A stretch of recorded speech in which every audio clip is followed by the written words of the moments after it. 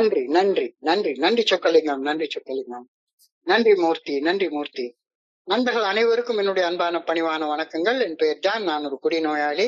எல்லாம் வல்ல இறைவனோட அருளாலையும் தோழமையில இணைந்து செயல்படுவதால் நான் பெற்றுக்கொள்ளக்கூடிய அனுபவம், தெம்பு, நம்பிக்கையாலையும் இன்னைக்கு ஒரே ஒரு நாள் நான் குடிக்கல, தெளிவா, மன நிறைவா, அமைதியா வாழ என்னாலான எல்லா முயற்சிகளையும் செய்து கொண்டிருக்கின்றேன்.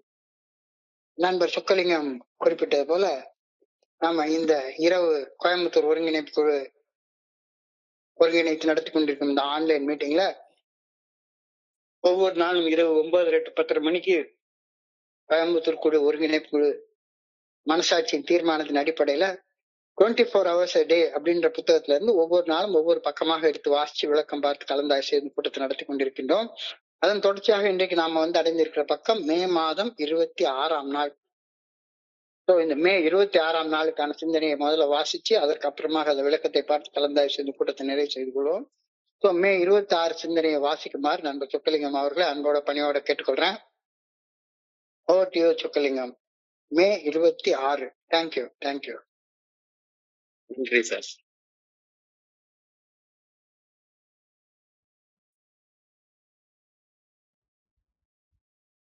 மே 26, 24 மணித்துளிகள் ஒரு நாள். ஏஏ தோழமையின் இன்றைய சிந்தனை. பிறருடன் இணைந்து பணி செய்து கிடத்தல் என்ற 12வது படிநிலை பரிந்துரையின்படி செயல்படுவதில் உள்ள 4வது முக்கியமான அம்சம் மனம் மாற்றம் ஆகும். ஏஏ தோழமையில் புதிதாக இணைய வரும் நண்பர்கள் தாங்கள் சிந்திக்கும் விதத்தை மாற்றிக்கொள்ள கற்றாக வேண்டும். ஏஏ தோழமையில் இணையும் வரையிலும் நமது அனைத்து சூழ்நிலைகளிலும் மது சம்பந்தப்பட்ட வகையிலேயே சிந்திக்க நாம் பழக்கப்பட்டிருந்தோம். இப்பொழுது ஏஏ தோழமையில் நாம் புதிய வாழ்க்கையை புதிய விதமாக எதிர்கொள்கின்றோம். மதுவை மறுத்து வாழ்வதை நமது சொந்த மனோதிடத்தால் மட்டுமே செய்ய முடியாது என்ற உண்மையையும், குடிநோய் பிரச்சனைக்கு தீர்வு காண மனோதிடம் மருந்துக்கும் உதவாது என்ற உண்மையை நாம் ஒப்புக்கொண்டாக வேண்டும். இறையருட் பேராற்றலின் நல்ல ஒழுங்கான வழிகாட்டுதலை நாம் கேட்டாக வேண்டும். ஒவ்வொரு நாளும் மதுவின் துணையின்றி மன தெளிவுடன் வாழ சக்தி தருமாறு இறையருட் பேராற்றலை நாம் கேட்க வேண்டும். அப்படி கேட்ட பின்னரே அந்த நாளை நாம் ஆரம்பிக்க வேண்டும். இறையருட் பேராற்றலின் மேல் கொள்ளும் நம்பிக்கை எனும் மனமாற்றம் மிகவும் மெதுவாகத்தான் வரும். முயற்சித்து நம்பிக்கை செயல் ஆட்டுகின்றது என்ற உறுதியாக உணர்ந்த பின்னரே நம்பிக்கை நம்முள் உறுதிப்படும். என் சக குடிநோயாளிகள் மனமாற்றம் அடைய என்னால் இயன்ற அளவு அக்கறை எடுத்து பணி செய்கின்றேனா? இன்றைக்கான தியானம். இறையருட் பேராற்றலின் ஒழுங்கான வழிகாட்டுதலுக்கு பணிந்து செயல்படும் எனது தனி மனித ஒழுக்கம் இறையருட் பேராற்றலின் ஆற்றல் எனக்கு வழங்கப்படுவதற்கு என்னை நானே தயாரித்துக் கொள்வதாகும். என் சக மனிதர்கள் சிலரது செயல்களில் மனித ஆற்றலுக்கு அப்பாற்பட்ட ஆற்றல் வெளிப்படுவதை நான் காண்கின்றேன். ஆனால் அந்த ஆற்றலை பெற ஒழுக்கத்தை தங்களது வாழ்க்கையில் கொண்டு வர அந்த மனிதர்கள் செய்த சாதகங்களை நான் கண்டிருக்க மாட்டேன். அவர்கள் இறையருட் பேராற்றலை பெற்று செயல்படும் தயார் நிலையில் தங்களை எப்பொழுதும் வைத்திருப்பார்கள். என் வாழ்க்கை முழுமையுமே நல்ல சாதனைகள் என் மூலமாக நிகழ்த்தப்படுவதற்கு என்னை தயாரித்துக் கொள்வது மட்டுமே ஆகும். நான் தயார் நிலையில் இருக்கையில் மட்டுமே இறையருட் பேராற்றல் நல்லதை செய்து சாதனை படைக்கும் ஆற்றலை எனக்கு அளிக்கும். எனவே ஒவ்வொரு நாளும் நல்ல ஒழுக்கத்தில் வாழ்ந்து தயார் நிலையில் எப்பொழுதும் நான் நிலைத்திருக்க வேண்டும். ஆன்மீக விதிகளை பின்பற்றி வாழ்வதால் என் வாழ்க்கை தோல்வி உறாது என்ற உண்மையை நான் உறுதியாக நம்ப வேண்டும். என்னுள் நான் ஒழுக்கத்துடன் தினசரி மறைவாக வாழ்ந்தால் என் செயல்களில் இறையருட் பேராற்றலின் சக்தி இருப்பதை என் சக மனிதர்கள் வெளிப்படையாக காண்பார்கள். இன்றைக்கான பிரார்த்தனை. என் அன்றாட வாழ்வில் இறையருட் பேராற்றலின் சக்தி வெளிப்பட வேண்டும் என்று வேண்டுகின்றேன்.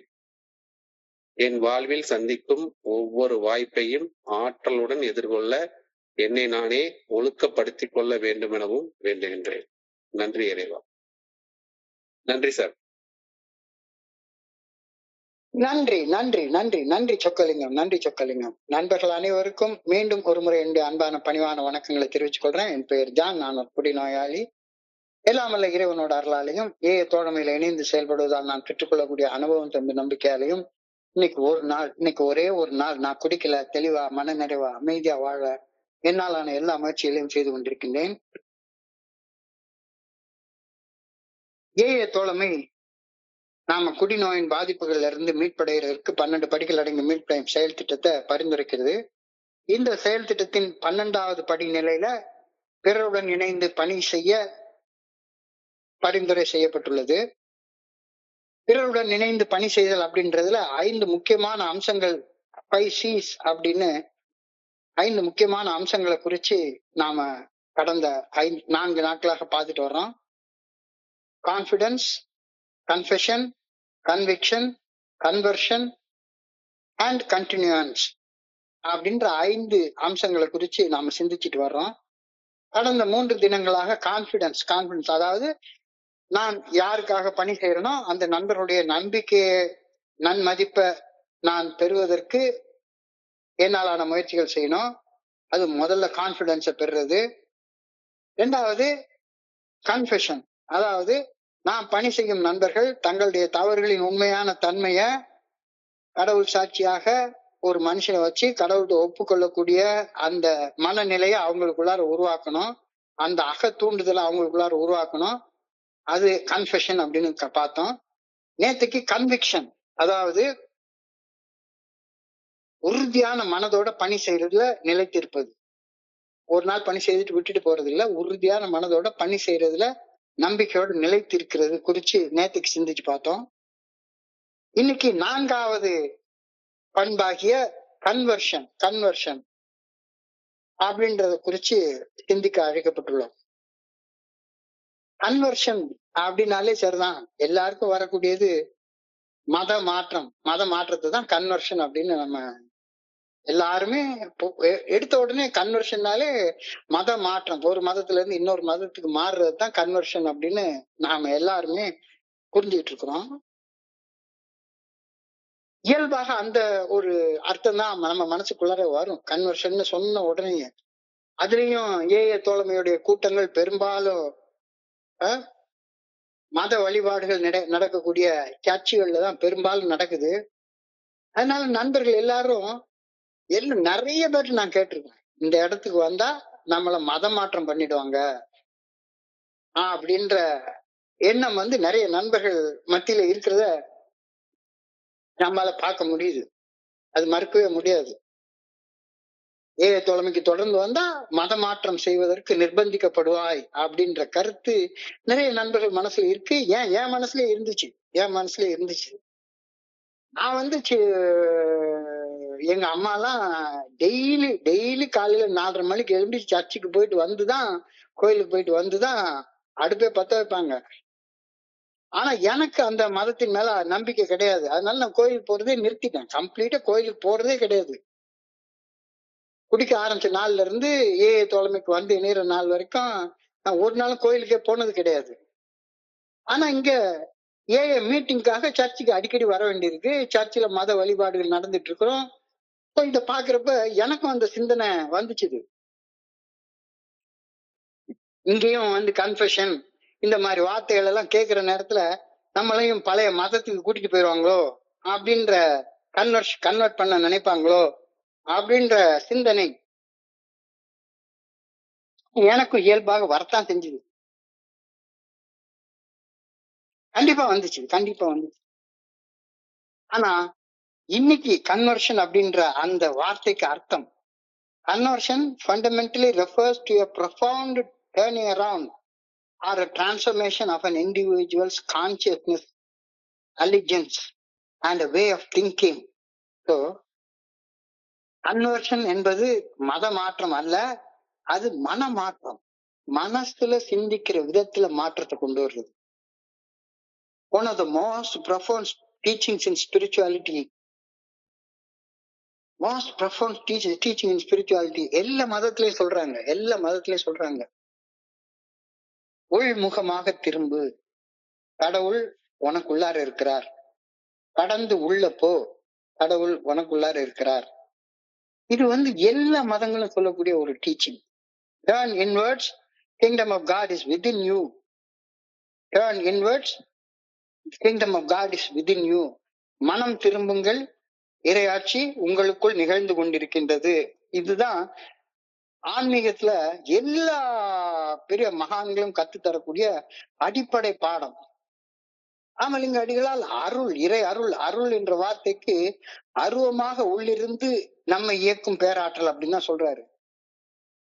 எல்லா பெரிய மகான்களும் அதே கருத்து தான் சொல்றாங்க. மனம் திரும்புங்கள், இறையாட்சி உங்களுக்குள் நிகழ்ந்து கொண்டிருக்கின்றது, கடவுள் உங்களுக்குள்ளார் இருந்து உங்களை இயக்கி கொண்டிருக்கின்றார். So conversion literally means turning around. Conversion மத மாற்றம் கிடையாது. Conversion literally means turning around. நாம் பயணித்துக் கொண்டிருக்கும் பாதையை மாற்றிக்கொள்வதாகும். ஒரு பாதையில போயிட்டு இருக்கிறோம், அந்த பாதையை மாத்திக்கிறது தான் கன்வர்ஷன் அப்படின்ற கருத்து இன்னைக்கு சொல்லப்பட்டிருக்கிறது. மத மாற்றத்துக்கு இதுக்கு சம்பந்தமே கிடையாது. It is a fundamental shift. It is a fundamental shift. It is not a trivial change, but a complete reorientation of values and perceptions அப்படின்னு சொல்றாங்க. சும்மா சின்ன மாற்றம் கிடையாது. குடிக்கிறத நிறுத்துற மாற்றம், சீர்ட் குடிக்கிறத விட்டுற மாற்றம், நான் வெஜிடேரியன் சாப்பிடுறத விட்டுற மாற்றம், டீ குடிக்கிறத விட்டுற மாற்றம், டெய்லி காலையில 4:30 மணிக்கு எழும்புற மாற்றம், அந்த மாற்றம் கிடையாது. It is a fundamental shift. It is not a trivial change, but a complete reorientation of values and perceptions. Conversion அப்படின்றது என்னுடைய வாழ்க்கையில ஒரு அடிப்படை மாற்றத்தை கொண்டு வருவதை குறிக்கின்றது. அடிப்படையிலே வாழ்ற விதத்தையே மாத்திக்கிறத குறிக்குது.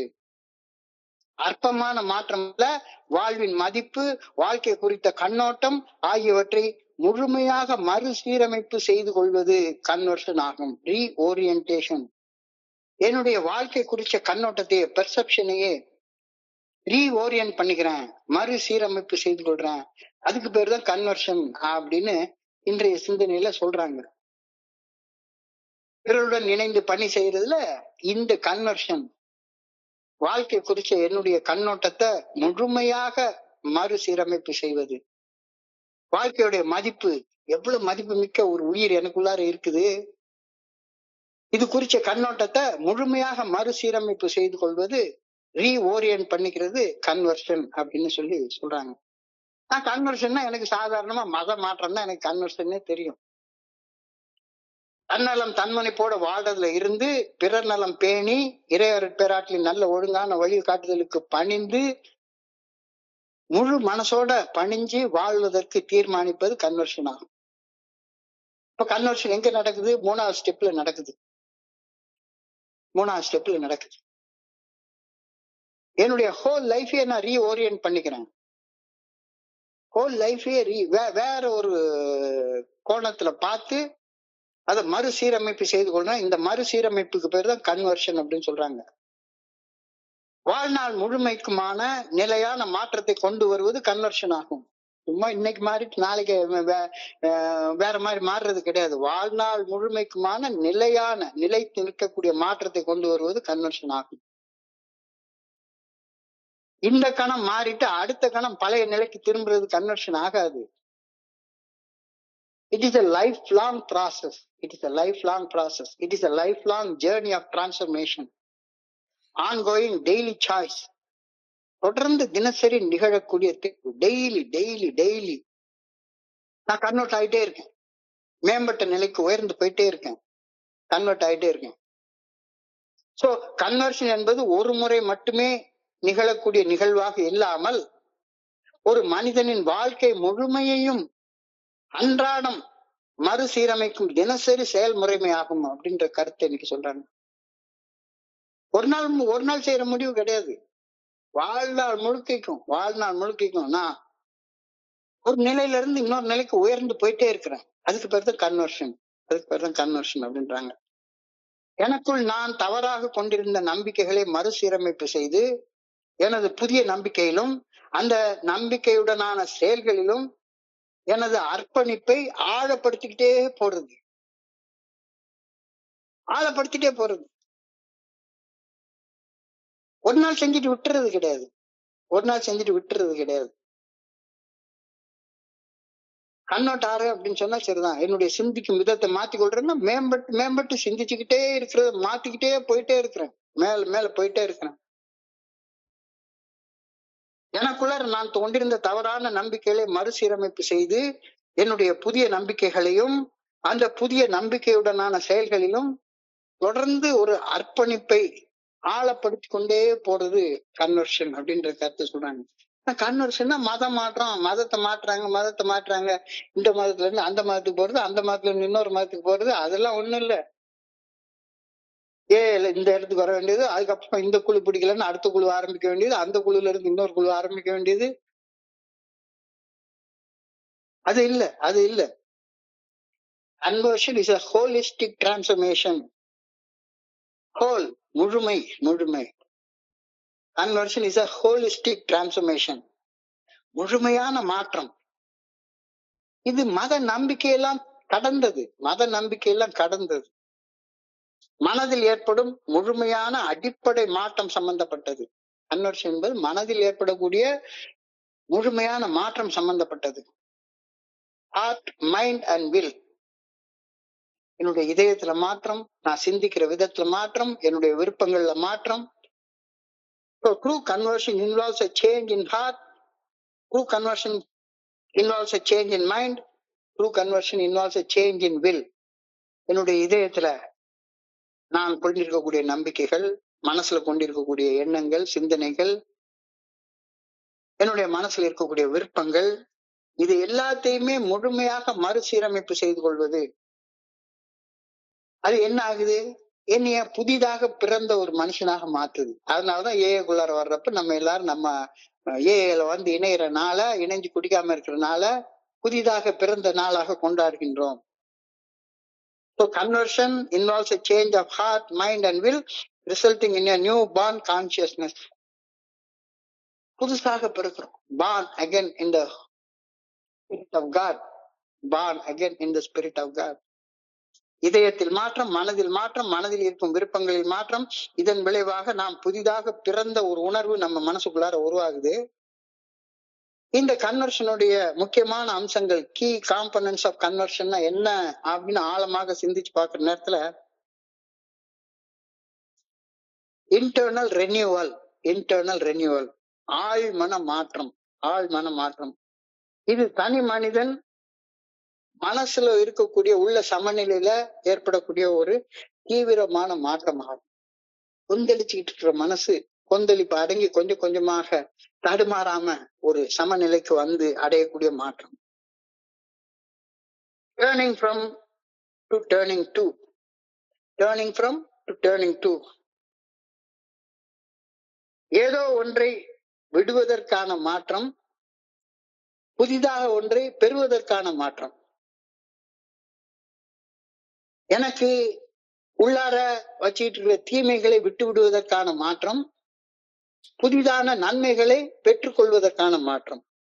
உன்னதமான ஏதோ ஒன்றை பெற்றுக்கொள்வதற்காக தீமையான ஒன்றை விட்டு விடுகிறேன். அந்த மாற்றம், அந்த கன்வர்ஷன். நன்மையான ஏதோ ஒன்றை அடைவதற்காக தீமையான ஏதோ ஒன்றை விட்டு விடுவது, அது அந்த மாற்றம். அதை மாற்றம்னு சொல்றாங்க. It's a mighty change. சும்மா கன்வர்ஷன் சும்மா உட்கார்ந்து சாதாரணமா மதம் மாறிட்டான். மதம் மாறுறதுனால என்ன நடக்க போகுது? இந்த குழுல இருந்து அந்த குழுவுக்கு மாறி போயிட்டான், இந்த ஸ்பான்சர் இருந்து அந்த ஸ்பான்சர் மாறி போயிட்டான். எத்தனை ஸ்பான்சர் மாறி போனாலும் நீ கன்வெர்ட் ஆகலைன்னா என்னத்துக்கு ஆகுது? உன்னுடைய மனசுல மாற்றம் ஏற்படலைன்னா நீ எத்தனை குரூப்பை மாறினா என்ன, எத்தனை ஸ்பான்சரை மாத்தினா என்ன, எத்தனை மதத்தை மாத்தினா என்ன, இந்த சாமியை கும்பிட்டா என்ன, அந்த சாமியை கும்பிட்டா என்ன? Conversion involves a mighty change. சக்தி வாய்ந்த மாற்றம், வல்லமை மிக்க மாற்றம். மாற்றத்தின் விளைவாக புதிய நடத்தைகள், புதிய அணுகுமுறைகள், புதிய வாழ்க்கை முன்னேற்றங்கள், புதிய வாழ்க்கை முறைமைகள் உருவாகுகின்றன. A mighty change. சாராம்சமாக பார்த்தா, in essence, conversion is a comprehensive, deep-seated change in how a person understands himself, his life, his relationship to the world, and the good orderly direction of his creator. சுருக்கமா பார்த்தா சாராம்சத்துல conversion, மாற்றம் என்பது ஒரு மனிதன் தன்னை பற்றியும் தன்னுடைய வாழ்க்கையை பற்றியும் உலகத்தோட தான் கொள்ளக்கூடிய உறவு முறை பற்றியும் இறையறி பேராற்றின் நல்ல ஒழுங்கான வழிகாட்டுதலை பற்றியும் தனக்குள் கொண்டிருக்கும் கருத்துக்களில் முழுமையான மாற்றம் அடைவது கன்வர்ஷன் ஆகும். நாள் வரைக்கும் ஏதோ ஒரு கருத்தை வச்சுக்கிட்டே இருந்தேன், யாரோ சொல்லி கொடுத்த ஒரு கருத்தை வச்சுக்கிட்டே இருந்தேன். இப்ப God as I understand, the good orderly direction as I understand, நான் புரிந்து கொண்ட நல்ல ஒழுங்கான வழிகாட்டுதல், இத வச்சு என்னை பத்தி சிந்திக்கிற விதம் மாறுது, நான் வாழ்ற விதம் மாறுது, இந்த உலகத்தோடு நான் கொண்டிருக்கிற உறவு முறை மாறுது, நான் பொண்டாட்டியோட கொண்டிருக்கிற உறவு முறை, எல்லாரு கூடயும் கொண்டிருக்கிற அந்த ரிலேஷன்ஷிப் மாறுது, கடவுளை பத்தியே நான் இது நாள் வரைக்கும் கொண்டிருந்த சிந்தனை மாறுது. இந்த மாற்றத்தை தான் கன்வர்ஷன் சொல்றாங்க. இந்த மாற்றத்தை தான் கன்வர்ஷன் சொல்றாங்க. இப்போ conversion means change. Conversion means change. Prospects must learn to change their way of thinking.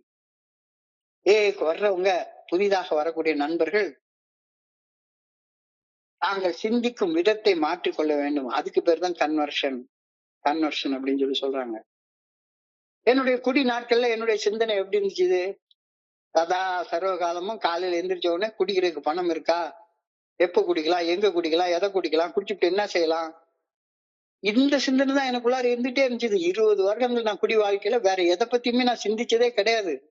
என்னுடைய குடி நாட்கள்ல என்னுடைய சிந்தனை சதா சர்வ காலமும் மதுவை பற்றியும், மது அருந்துவதை பற்றியும், மது அருந்து விட்டது என்ன செய்யறதுன்றத பத்தியும் சுத்தி சுத்தி சுத்தி சுத்தி சதா சர்வ காலமும் போதையில எப்படி அடையிறது, போதைக்கு எப்படி பணம் புரட்டுறது, இப்படிப்பட்ட சிந்தனையாக மட்டும்தான் இருந்து கொண்டே இருந்தது. தோழமையில வந்து இணைஞ்சதுக்கு அப்புறமாக மதுவை மையமாக வைத்து சிந்திக்கக்கூடிய சிந்தனை இயல்பாக மாற்றம் அடைந்தது, இயல்பாக கன்வெர்ட் ஆச்சுது. மதுவை குறிச்சு சிந்திக்கிறது தானா ஷிஃப்ட் ஆயிடுச்சு. அதுக்கப்புறமா அந்த மையத்துல வேற ஒண்ணு வந்து உட்காந்துக்குச்சு. எங்க எந்த மீட்டிங் போலாம், அந்த மீட்டிங்ல போய் என்ன பேசலாம், அந்த மாதிரியான சிந்தனையாக மாறிடுச்சுது. So, until now, everything an alcoholic has done has been connected with drinking. Now that we face a new kind of life without liquor, our thought pattern also changes. இயல்பாக மாற்றம் அடையுது. அப்ப இந்த மாற்றம் எப்படி இருக்கணும், இந்த கன்வர்ஷன் எப்படி இருக்கணும் அப்படின்றத குறிச்சு இன்னைக்கு சிந்திக்க சொல்றாங்க. மதுவை மையமாக வைத்து சிந்திக்கும் சிந்தனை ஒரு மனிதன் தன்னுடைய சொந்த மனோதிடத்தை வைத்து மாற்றிக்கொள்ளவே முடியாது. என்னுடைய வில் பவரை வச்சு, என்னுடைய அறிவாற்றலை வச்சு நான் மதுவை மையமாக வைத்து சிந்திக்கக்கூடிய சிந்தனைய மாத்திக்கவே முடியாது. அதுக்கு என்னுடைய குருஜி அழகா ஒண்ணு சொல்லுவாரு. ஒரு வைத்தியர் ஒரு மருந்து கொடுத்தானா, மருந்து கொடுத்துட்டு, இந்த மருந்தை குடிச்சேன்னா ஒரு 2 நாள்ல உன்னுடைய நோயெல்லாம் குணமாகி போயிடும், ஆனா ஒண்ணே ஒண்ணு, இந்த மருந்து குடிக்கிறப்ப நீ குரங்க நினைக்க கூடாது அப்படின்னு சொன்னானா. 2 நாள் கழிச்சு திரும்ப வந்தானா, நான் மருந்து குடிச்சேன் ஒண்ணும் குணமாக்கலையா அப்படின்னா. உடனே வைத்தியர் கேட்டானா, அப்ப நீ குரங்க நினைச்சியா அப்படின்னு. மருந்து கையில பார்த்தாலே குரங்குதான்னு நினைப்பு வருது, குரங்குதான்னு நினைப்பு வருது. அறிவாற்றலால அது நடக்கவே நடக்காது. அறிவு எதை செய்யக்கூடாதுன்னு சொல்லுதோ அதையேதான் சிந்திச்சுக்கிட்டே உட்கார்ந்துருக்கோம். எதை செய்யக்கூடாதுன்னு நான் நினைக்கிறேனோ அதையேதான் செஞ்சிட்டு இருக்கோம், சிந்திச்சுக்கிட்டே இருக்கும். ரைட் அடிக்க கூடாதுன்னு நினைச்சிட்டே இருப்பேன், ஆனா ஆட்டோமேட்டிக்கா கண்ணு அப்படிதான் போகும், மூக்கு அங்கதான் போகும், காது அதைத்தான் கேட்கும். லேசா லேசா சேலை உரசிட்டு போனா போதும், உடனே அந்த தொடு உணர்ச்சி உடனே அது தூண்டி விடும். எதை செய்யக்கூடாதுன்னு நினைக்கிறேனோ அதைத்தான் சிந்திச்சுக்கிட்டே இருக்கும். ஸோ அடிக்டிவ் தாட் பேட்டர்னை ஒரு மனுஷன் தன்னுடைய சொந்த மனோதிடத்தை வச்சு மாற்றிக்கொள்ள கன்வெர்ட் ஆக முடியவே முடியாது. இது அடிப்படையாக புரிஞ்சு கொள்ளுங்க.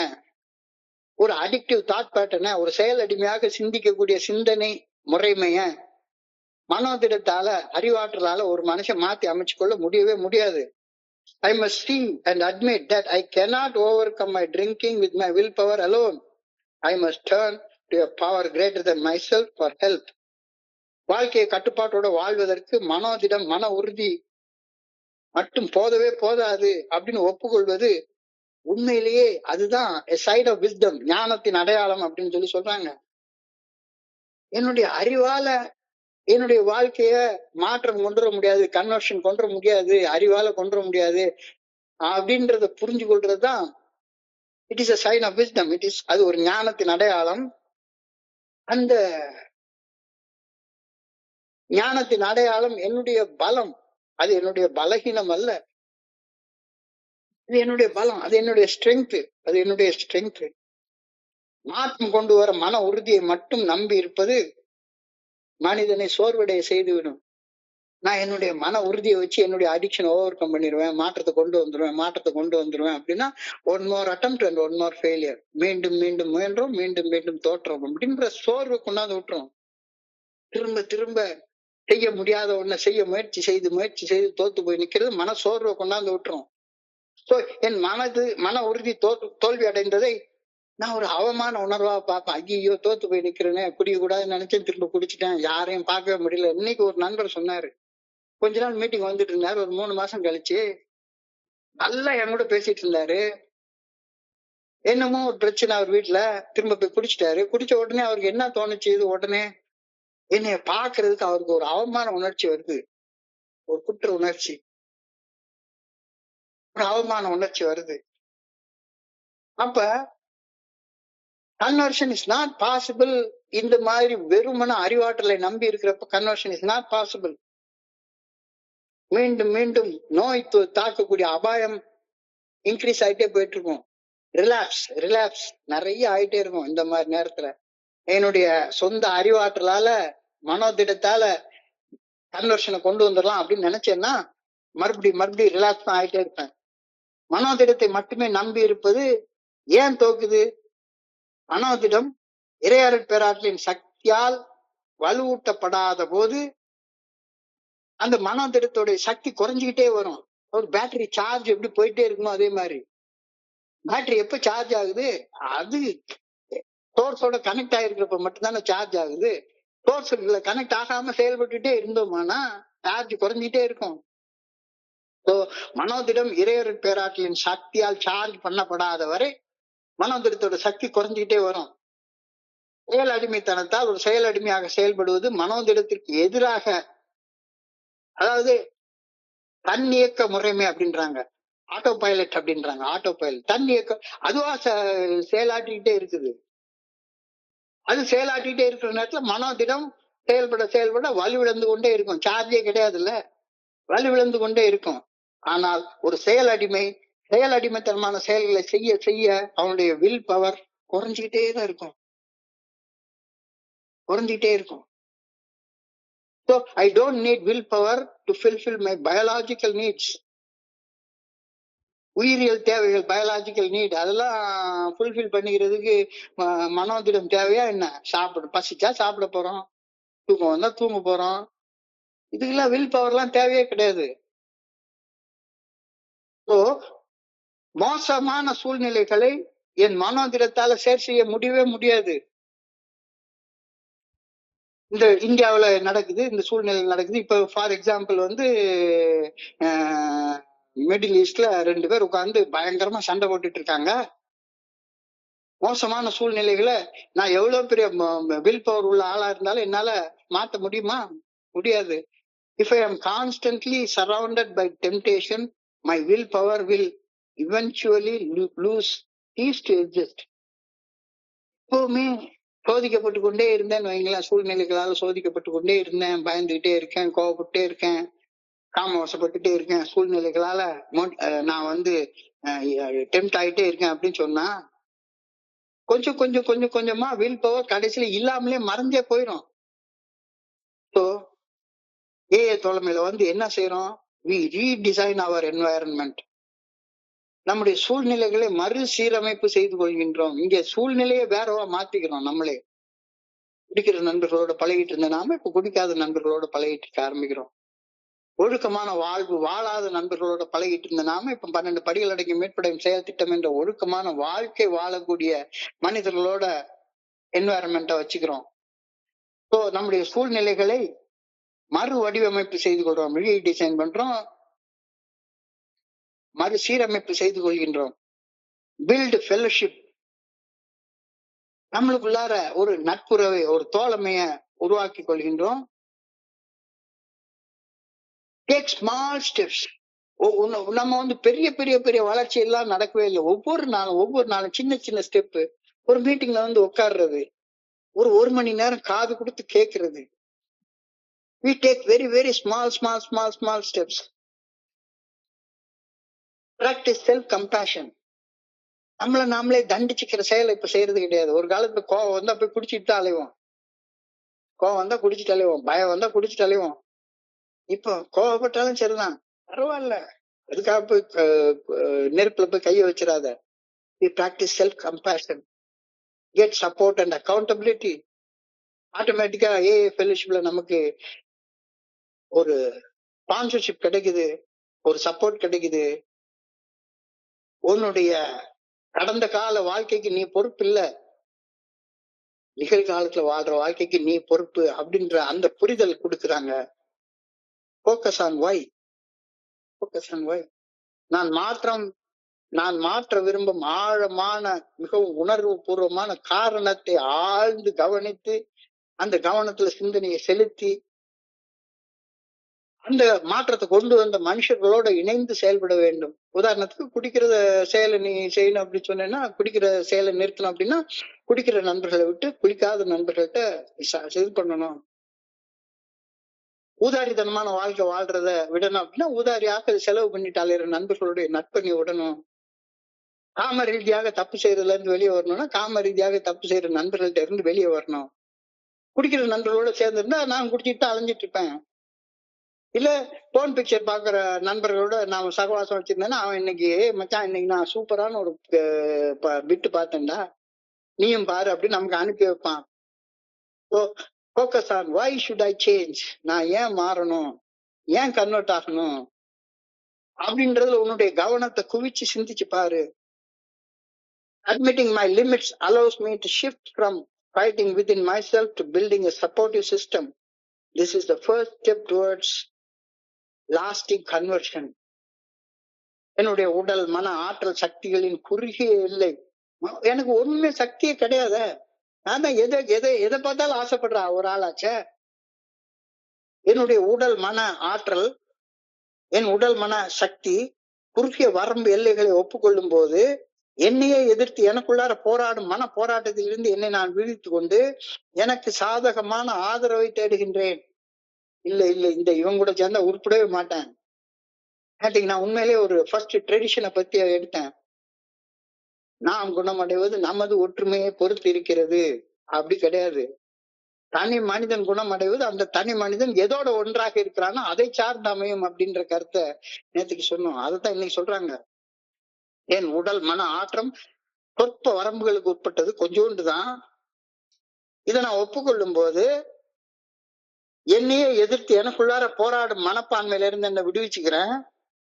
எனக்கு சாதகமான ஆதரவை தேட ஆரம்பிக்கிறேன். என்ன மாதிரி மாற்றம் அடையணும், ஃபோக்கஸ் ஆன் வை, எந்த விதத்துல நான் மாற்றம் அடையணும் அப்படின்றத தெரிஞ்சு கொண்டு அவ்வாறு மாறிய மனிதர்களுடைய ஆதரவை தேடுறேன். இது நீடித்த நிலைத்த மாற்றத்தின் முதல் படி ஆகும். கன்வர்ஷனுடைய ஸ்டெப்பே இவ்வளவுதான். Tell me your friend, I'll tell you who you are அப்படின்னு ஒரு வார்த்தை சொல்லுவாங்க. எவன் கூட சேர்றியோ அதுதான். பூவோட சேர்ந்த நாரும் மணக்கும், அதே நேரத்துல பன்றியோட சேர்ந்த பசு கன்றும் மலம் தின்னும். I must start each day by asking my higher power for giving me the strength to stay sober. தொடர்ந்து மதுவிலிருந்து விலகி வாழ, செயல் அடிமைத்தளத்திலிருந்து விலகி வாழ, என் மனதின் ஆற்றலை நம்பி இருப்பதிலிருந்து என்னை விடுவித்து என்னுடைய உயர்ந்த சக்தியின் உதவியை நாட வேண்டும். This is conversion. நான் என்னுடைய மனசுடைய சக்தி, அந்த எல்லைக்கு உட்பட்ட மனசுடைய சக்தியில மட்டுமே நம்பி இருக்கிறத விட்டு என்னுடைய மனசையும் கடந்து உள்ளுக்குள்ளார இருக்கக்கூடிய அந்த சூப்பர் கான்சியஸ் லா ஆஃப் அட்ராக்ஷன்ல அங்க இருக்கக்கூடிய சக்தி நான் ஈர்த்து கொள்ள ஆரம்பிக்கணும். இதுதான் மாற்றம். This conversion comes gradually as I try to find that it works. நான் செய்ய செய்ய செய்ய செய்ய அது செயலாற்றுகின்றது அப்படின்ற புரிதல் எனக்கு வர ஆரம்பிக்கிறது. மன மாற்றம், கன்வர்ஷன் ஒரு ராத்திரியில் நடக்காது. படிப்படியாக மெல்ல மெல்ல கொஞ்சம் கொஞ்சமாகத்தான் அந்த கன்வர்ஷன் மாற்றம் நிகழும். அதற்காக நான் விடாது முயற்சி, பயிற்சி, சாதகம் செய்வதை நிறுத்தாமல் செய்து கொண்டிருக்க வேண்டும். இன்னைக்கு கேள்வியதான் கேட்கிறாங்க. Do I care enough about the alcoholic to help them to make a conversion? நான் பிறருடன் இணைந்து பணி செய்யும் போது என்னுடைய குடிநோயாளிகள் மீது தேவையான அளவு அக்கறை எடுத்துக்கொண்டு அவர்கள் மன மாற்றம் அடைய என்னால் இயன்ற பணியை செய்கின்றேனா? இல்ல அவங்ககிட்ட நான் மன மாற்றம் அடையாம நீ என்ன வேணா செய்டா, குடிக்காம மட்டும் இருந்தா போதும், வேற ஒண்ணுமே செய்ய வேண்டாம், என்ன வேணாலும் எப்படி வேணாலும் சம்பாதி, என்ன வேணா பண்ணு, எந்த தப்பு வேணாலும் செய்ய, குடிக்க மட்டும் செய்யாத அப்படின்னு சொல்லிட்டு அலையிறேனா? இல்ல மன மாற்றம் அடைவதற்காக என்னாலான பணிகளை நான் செய்யறேனா? மிகப்பெரிய கேள்வி, மிகப்பெரிய கேள்வி. ஏன்னா நானே மனம் மாறலன்னு இன்னொருத்தர் மனம் மாறுறது நான் எப்படி ஊக்குவிப்பேன்? நான் இன்னும் என் சக குடிநோயாளிடம் மனம் மாற்றம் அடைய தேவையான அளவு பணி செய்யவில்லை என்றால், ஏன்னா நானே மாறல, அடுத்தவன் மாறுறதுக்கு என்னால எப்படி பணி செய்ய முடியும்? அப்பனா இன்னைக்கு தியானத்துக்கு கடந்து போ, முதல்ல உனக்குள்ளார மாற்றத்தை கொண்டு வா. அப்பதான் அந்த மாற்றத்தை நீ அடுத்தவங்களுக்கு கொடுக்க முடியும். ஆண்டவனின் ஆற்றல் எனக்கு வழங்கப்படுவதற்கு முன்னால் மனசாட்சியின் மூலம் வெளிப்படுத்தப்படும் இறையர் பேராற்றின் நல்ல ஒழுங்கான வழிகாட்டுதலுக்கு பணிந்து மனசாட்சி உறுத்தும் செயல்களை செய்யாமலும் மனசாட்சி சரியான செயல்களை செய்தும் வாழும் சுய ஒழுக்கத்தை என்னுடைய வாழ்க்கையில நான் கொண்டு வந்து செயல்படுவது மிகவும் அவசியப்படுகின்றது. அலையில உச்சி மண்டல நச்சுன்னு அடிக்கிறாரு. நீ அடுத்தவங்கிட்ட மாற்றத்தை சொல்ற, உனக்குள்ளாரே மாற்றம் இல்லைன்னா நீ எப்படி அடுத்த மாற்றத்துக்கு நீ பணி செய்ய முடியும்? Disciplining of myself is an absolute necessity before the power of God is given to me. அடுத்தவங்க வாழ்க்கையில மாற்றத்தை கொண்டு வருவதற்கு எனக்கு கடவுளுடைய ஆற்றல் தேவை. அந்த ஆற்றல் வேணும்னா எனக்குள்ளார சுய ஒழுக்கத்தை நான் முதல்ல கொண்டு வந்து ஆகணும். கொண்டு வரலன்னா அடுத்தவங்களுக்கு பணி செய்யற ஆற்றல் எனக்கு எப்படி கிடைக்கும்? அவங்களை கன்வெர்ட் பண்ற ஆற்றல் எனக்கு எப்படி கிடைக்கும்? என் சக மனிதர்கள் மனமாற்றம் அடைய பணி செய்ய தேவைப்படும் ஆற்றலை இறையர் பேராற்றலிடமிருந்து மட்டுமே என்னால் பெற முடியும். அந்த ஆற்றலை பெற முதற்கண் சுய ஒழுக்கத்தை நான் பிராக்டிஸ் பண்ணணும். சுய ஒழுக்கத்தை என்னுடைய வாழ்க்கையில் கொண்டு வராம சர்வீஸே பண்ண முடியாது. அடுத்தவங்ககிட்ட மாற்றத்தை நான் எப்படி கொண்டு வர முடியும்? கொண்டு வர முடியாது. நான் என் சக மனிதர்கள் பலர் மிகுந்த ஆற்றலோட செயல்படுவதை கவனிக்கிறேன். என்னுடைய ஸ்பான்சர், என்னுடைய குருஜி, இவங்கெல்லாம் பார்த்தாங்கன்னா இவ்வளவு ஸ்ட்ரென்த் இவங்களுக்கு எங்கேயா இருந்து வந்தது? பிறர் நல பணிகளை ஆற்றலுடன் செய்வதற்கு அந்த நண்பர்கள் திரைமறைவில் சுய ஒழுக்கத்தை கடைபிடித்து தங்களை தாங்களே தயாரித்து கொண்டவர்களாக இருப்பார்கள் அப்படின்றத இன்னைக்கு தியானம் சொல்லுது. இதை நான் அதாவது அவங்க வெளிப்படையாக ஆற்றலோட செயல்படுவதை கவனிக்க முடியும். அந்த ஆற்றலை பெற்றுக்கொள்வதற்கு திரைமறைவில் அனானிமஸாக அவங்க என்ன செஞ்சாங்கன்றது எனக்கு தெரியவே தெரியாது. ஆனால் தயாரிப்பு இல்லாமல் ஆற்றலை பெற முடியவே முடியாது. ஆற்றலின்றி, சக்தியின்றி பிறருடன் இணைந்து பணி செய்யக்கூடிய பணியை செய்யறது சாத்தியப்படவே படாது அப்படின்றது. அடுத்தவன்ட்டு நான் எப்படி கன்வர்ஷன் எதிர்பார்க்க முடியும்? அவன் பார்த்தவொடனே சொல்லிட மாட்டானா, ஐயோ நீயே உட்காந்து ஊரடி ஒலையில போட்டு நீ இந்த மாதிரி சம்பாதிச்சு அலையிற, நீயே உட்காந்து ராத்திரி நீ இந்த மாதிரி பண்ணிட்டு இருக்க, ஒண்ணுக்கு 10 பெண்களோட தொடர்பு உனக்கு இருக்குது, நீ என்ன என்கிட்ட வந்து சொல்றேன்னு கேட்க மாட்டானா? So my life is a preparation for more good to be accomplished through me. If I want to accomplish something, I need strength for that. Only God can give that strength. I can only get that strength if I am prepared. நான் தயாராக இருந்தா மட்டும்தான் அந்த ஆற்றலை பெற்றுக்கொள்ள முடியும். So I must keep disciplining myself in my spiritual life every day. Discipline. Disciple plus in is equal to discipline. Disciple na ஒரு சீடன், பின்பற்றி நடப்பேன். எதை? உள்ளுக்குள்ளார இருந்து வரக்கூடிய இறைவனுடைய நல்ல ஒழுங்கான வழிகாட்டுதலை, மனசாட்சியின் மூலம் வெளிப்படுத்தப்படும் இறைவனது நல்ல ஒழுங்கான வழிகாட்டுதலை பின்பற்றி வாழ்பவன் டிசிப்ளின்டு பர்சன். ஆன்மீக விதியை கத்துக்கோ. Learn spiritual laws and I can never be a failure. ஏன் ஃபெயிலியரா இருக்கிறேன்? பொருளாதார வெற்றியே கிடையாது. Learn spiritual laws and I can never be a failure. அதைத்தானே rarely have we seen a person fail who has thoroughly followed our path. Our path is the 12-step recovery program. 12 படிகள் அடங்கிய மீட்புடன் செயல் திட்டம் தான் நம்முடைய பாதை. இந்த பாதையை பின்பற்றி நடப்பவர்கள் வாழ்க்கையில தோத்து போய் நின்னதாக நாங்க பார்க்கவே இல்லை. இன்னைக்கு ஒரு புத்தக குழுல அந்த வார்த்தையை போட்டிருந்தாங்க. அன்பார்ச்சுனேட்டா எங்களது வழியை முழுமையாக பின்பற்றியவர்கள் மீண்டும் குடிபோதைக்கு அடிமையாவது அரிது அப்படின்ற அந்த குடிபோதையோடு நிறுத்திக்கிறோம். எங்களது வழியை முழுமையாக பின்பற்றியவர்கள் எந்த வகையான செயல் அடிமைத்தனத்திலையும் ஈடுபட்டு தோத்து போய் நிக்க மாட்டான். எனக்கு வெளியே இருக்கிறவங்க என்னுடைய outward manifestation of the inward discipline in my daily living. சில நண்பர்கள் என்கிட்ட கேட்பாங்க, சார் உங்களுக்கு நிறைய ஆற்றல் உங்க மூலமா வெளிப்படுறதை நாங்க பாக்குறோம். உங்களுக்கு 70 வயசு ஆகுதுன்றீங்க, 70 வயசு நெருங்கிறேன்னு சொல்றீங்க. நாங்களும் 70 வயசு வரைக்கும் இருப்போமானே தெரியல அப்படின்னு. என் உடனே நான் திரும்ப சொன்னேன், எனக்கு 39 வயசு அதே மாதிரிதான் தோணுச்சுது. இன்னொரு 4-5 வருஷம் இருப்பேனான்னு எனக்கு தோணுச்சுது. அப்படிதான் அப்ப ஒரு நாளைக்கு 8 பாக்கெட் சிகரெட் குடிச்சிட்டு உட்கார்ந்து இருந்த நேரத்துல எனக்கு அப்படிதான் தோணுச்சுது. ஆனா இன்னைக்கு others see the outward manifestation of some strength. ஆனா அந்த outward manifestation of my strength அடைவதற்கு நான் எனக்குள்ளார 29 வருஷங்களாக செய்த அந்த டிசிப்ளின் பிராக்டிஸ் 12 படிகள் அடங்கிய மீட்படையும் செயல் திட்டம் அது வெளியே தெரியவே தெரியாது.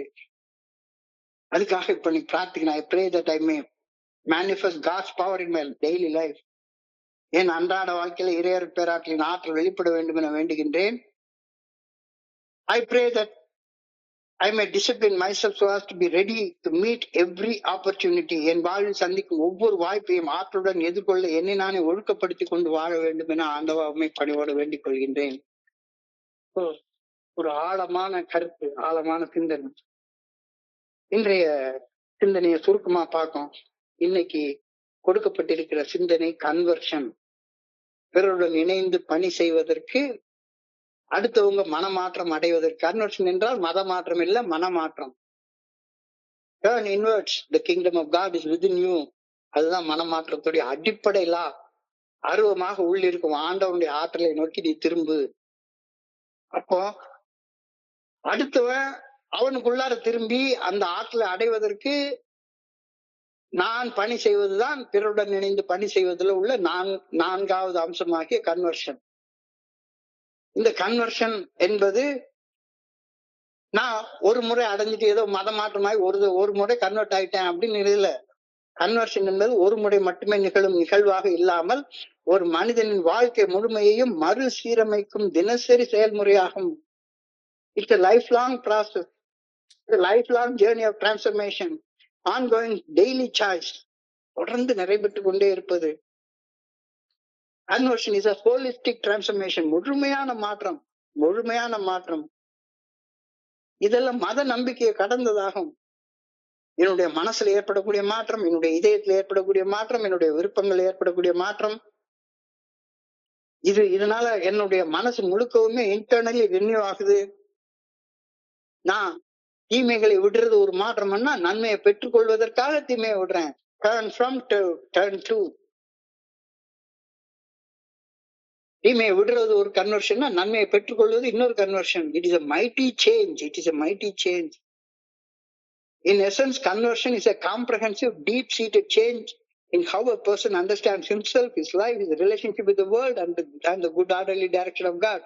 சாராம்சத்துல பார்த்தா கன்வர்ஷன் என்பது, மாற்றம் என்பது ஒரு தனி மனிதன் தன்னை பற்றியும் தன்னுடைய வாழ்க்கையை பற்றியும் இந்த உலகத்துடன் நல்ல ஒழுங்கான வழிகாட்டுதலை பற்றியும் தான் தனக்குள் கொண்டிருக்கும் கருத்துக்களை முழுமையாக மாற்றம் செய்து கொள்வதுதான் conversion. Conversion means change. Conversion means change. மறுசீரமைப்பு செய்து கொள்வது, மறுசீரமைப்பு செய்து கொள்வது. இந்த கன்வர்ஷன் மனோதிடத்தால வராது, அது இறைவனுடைய ஆற்றலால மட்டும்தான் வரும். கன்வர்ஷன் என்பது உன்னுடைய சூழ்நிலைகளை மறு வடிவமைப்பு, மறுசீரமைப்பு செய்து கொள்வது, உன்னை சுத்தி ஒரு தோழமையை உருவாக்கி கொள்வது. அதற்காக சின்ன சின்ன ஸ்டெப்ஸ் டெய்லி எடுத்துக்கிட்டே வர்றது. என்னுடைய கடந்த காலத்தை பரிவோட பார்த்து நிகழ்காலத்துல மாற்றங்களை கொண்டு வர்றதுக்கு உழைக்கிறது. ஒரு ஸ்பான்சருடைய சப்போர்ட்டை எடுத்துக்கிறது. ஃபோக்கஸ் ஆன் வை, என்னத்தை மாத்திக்கணும் அப்படின்றது கவனத்தை குவிச்சு சிந்திக்கிறது. என்னுடைய உடல் மனம் குறுகிய எல்லைகளுக்குள்ள ஆற்றல் உள்ளதுதான். இறைவனுடைய ஆற்றல் இல்லாம என்னால ஒண்ணுமே செய்ய முடியாது. இன்னைக்கு கேள்வி, to I care enough? Do I care enough about other alcoholics to help them make their conversion? மன மாற்றம், மத மாற்றம் இல்ல, கொண்டு மாறுறது இல்ல. ஒரு மனுஷன் சிந்திக்கிற விதத்துல, பேசுற விதத்துல, செயல்படுற விதத்துல மாற்றங்களை கொண்டு வருவதற்கு தேவையான அளவு அவங்க மீது அக்கறை எடுத்துக்கொண்டு நான் செயல்படுகின்றேனா? இல்ல நான் குடிக்காம இருந்துட்டேன் போதும் அவ்வளவுதான், அதுக்கப்புறம் மாற்றம் கொண்டு வர தேவையே கிடையாது அப்படின்னு பேசிட்டு அலையிறேனா? மிகப்பெரிய கேள்வி. நான் இன்னமும் சக குடிநோயாளிகள் மனமாற்றம் அடைய தேவையான அளவு பணி செய்யவில்லை என்றால் நீ தியானத்துக்கு கடந்து போ. ஆண்டவனின் ஆற்றல் எனக்கு வழங்கப்படுவதற்கு முன்னால் மனசாட்சியின் மூலம் வெளிப்படுத்தப்படும் இறையருள் பேராற்றலின் நல்ல ஒழுங்கான வழிகாட்டுதலுக்கு பணிந்து மனசாட்சி உறுத்தும் செயல்களை செய்யாமலும் மனசாட்சி சரியென சொல்லும் செயல்களை செய்தும் வாழும் சுய ஒழுக்கத்தை என்னுடைய வாழ்க்கையில கொண்டு வரலன்னா நானும் மாற மாட்டேன், அடுத்தவனை மாறவும் விட மாட்டேன், வாழவும் மாட்டேன், வாழ விடவும் மாட்டேன். நானும் வாழ மாட்டேன், அடுத்தவனை வாழவும் விட மாட்டேன். I will never live and I will never let others live. இது நடக்கலாமா? So disciplining of myself is absolutely necessary before the power of God is given to me for converting the other person. அடுத்த ஒரு மனுஷனை மனமாற்றம் கொண்டு வர்றதற்கு நான் இருக்கணும்னா முதல்ல நான் சுய ஒழுக்கத்தை என்னுடைய வாழ்க்கையில கொண்டு வந்தவனாக இருக்கணும். என் சக மனிதர்கள் மனமாற்றம் அடைய பணி செய்ய தேவைப்படும் ஆற்றலை இறையருள் பேராற்றலிலிருந்து மட்டும்தான் என்னால பெற்றுக்கொள்ள முடியும். அந்த ஆற்றலை பெறுவதற்கு நான் சுய ஒழுக்கத்தை என்னுடைய வாழ்க்கையில கொண்டு வந்தாகணும். சுய ஒழுக்கம் இல்லாம நான் என்னுடைய சக மனிதனுக்கு பணி செய்ய முடியவே முடியாது அப்படின்னு சொல்லிட்டாரு, தெளிவா சொல்லிட்டாரு. அப்போ my life is a preparation for something good to come. My life is a preparation for some more good things to be accomplished through me. If I want to accomplish something, நான் எதையாச்சும் சாதனை பண்ணணும் அப்படின்னா அந்த சாதனைக்கான ஆற்றல் வேணும். அந்த ஆற்றல் சுய ஒழுக்கத்தால மட்டும்தான் வரும், டிசிப்ளினால மட்டும்தான் வரும். Disciple plus in. No, the spiritual laws. You will never be a failure. Rarely have we seen a person fail who has thoroughly followed our path. எங்களது வழி என்ன வழி? 12 படிகள் அடங்கிய மீட்படையும் செயல் திட்டம். இந்த 12 படிகள் அடங்கிய மீட்படையும் செயல் திட்டத்தை வாழ்க்கையா வாழ்ந்தவர்கள் வாழ்க்கையில ஒருபோதும் தோத்து போய் நின்னதே கிடையாது. செயல் அடிமையாக வாழவே மாட்டான், சுதந்திரமாக சந்தோஷமா வாழ்ந்துட்டு இருப்பான். உனக்கு வெளிய ஆற்றலுடைய செயல்பாடு வெளிப்படையாக தெரியும், எல்லாருக்கும் தெரியும். எப்ப தெரியும்? அதுக்குள்ளார திரை மறைவுல அனானிமஸாக நீ உனக்குள்ளார டிசிப்ளின்டா வாழ்ந்தா மட்டும்தான் உன்னுடைய செயல்கள்ல ஆற்றல் வரும். இல்லாட்டி ஆற்றல் இருக்கிற மாதிரி நடிச்சுக்கிட்டு உட்கார்ந்துருக்க. I pray that I may manifest God's power in my daily life. என்னுடைய அன்றாட வாழ்க்கையில இறையருள் பேராற்றலின் சக்தி வெளிப்பட வேண்டும் என ஆண்டவரை பணியோடு வேண்டிக் கொள்கின்றேன். I pray that I may discipline myself so as to be ready to meet every opportunity. என் வாழ்க்கையில என் சக மனிதர்கள் மாற்றம் அடைவதற்கு செய்யக்கூடிய பணிகள் எனக்கு வாய்ப்பாக கிடைக்கும் போது அந்த வாய்ப்பை ஆற்றலோடு எதிர்கொள்ள என்னை நானே ஒழுக்கப்படுத்திக் கொள்ள வேண்டும் என ஆண்டவா உண்மை பணியோடு வேண்டிக் கொள்கின்றேன். என்னை நானே ஒழுக்கப்படுத்திக் கொள்ள எனக்கு ஆற்றலை தருமாறு உண்மை வேண்டிக் கொள்கின்றேன். நான் ஒழுக்கமாக இல்லாம எந்த மாற்றத்தை அடுத்தவங்கள்ட்ட கொண்டு வருவதற்கு பணி செய்ய என்னால முடியாதுங்கிறத புரிஞ்சுக்கணும்னு நான் வேண்டுறேன். மிக அழகான ஆழமான கருத்துக்கள். இன்றைய பகுதியை படிக்கிறப்ப என் மனதை கடந்து சென்ற சிந்தனைகளை உங்க கூட பகிர்ந்து கொள்ள இந்த நல்ல வாய்ப்பை கொடுத்த எனக்கு இந்த குழுவிற்கு என்னுடைய பணிவான நன்றிகளை தெரிவித்துக் கொள்றேன். பொறுமையாக கேட்ட ஒவ்வொரு நண்பருக்கும் என்னுடைய பணிவான நன்றிகள். இந்த இரவு பொழுது நண்பர்களுக்கு இனிமையான இரவாக அமையணும் அப்படின்னு இறைவனை பணியோட வேண்டிக் கொள்கின்றேன். நன்றி நன்றி நன்றி நன்றி நன்றி நன்றி நன்றி. வாழ்க வையகம், வாழ்க வளமுடன். Thank you so much. Over to you, Chokalingam. Thank you.